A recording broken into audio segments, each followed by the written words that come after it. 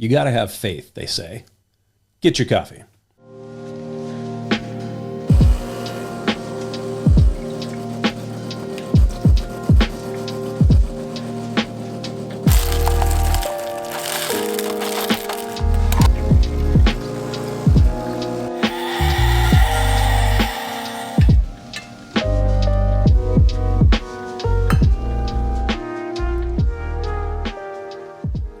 The concept and importance of belief and faith are woven throughout Western culture.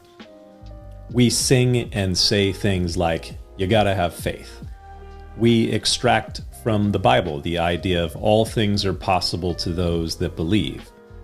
Many believe in miracles, and we are constantly taught that we need to believe in ourselves. We get upset when people don't believe us, and you are encouraged to have faith in your team and to believe in experts in science. Although faith in many of our institutions is at an all-time low. Unfortunately, the ideas around belief and faith can be rather nebulous. Faith is seen not only as a verb, something that you do, but also as a noun, something that you possess or you're supposed to have. If you just have this thing called faith, then everything is expected to be okay, but that's really not the way it works. Jesus said, "This is the work of God, that you believe in him who he sent." But the Apostle James wrote that even the demons believe and they tremble. So what is different between the faith that you are supposed to hold and the faith that demons apparently maintain? One of the things that we need to note is the operative word work when Jesus said, "This is the work of God, that you believe in him whom he has sent." Our faith is not just a thing. It is to be active, or rather, our faith should inform or compel our activities and our actions.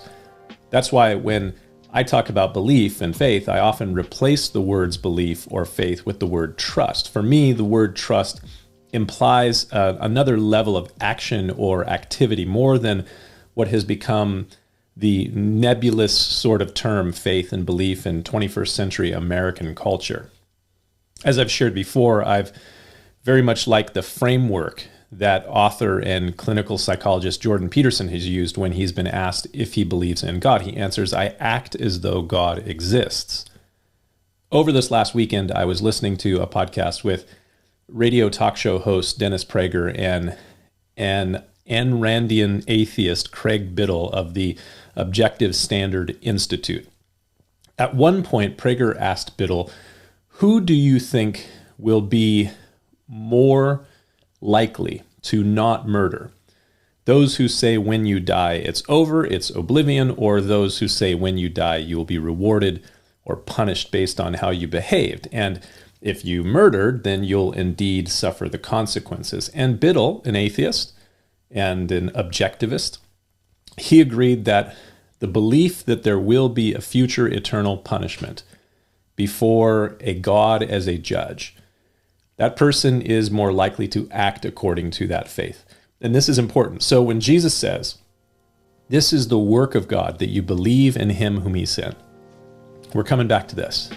If you believe that there is a God and that Jesus is the very incarnation of God, then your faith will cause you to act quite differently. So when we say or sing, you got to have faith, may it be the kind of faith that causes you to act in such a way that doesn't just make you tremble, but causes you to walk and act in fear of a holy and righteous judge. Something to think about. We'll see you next time.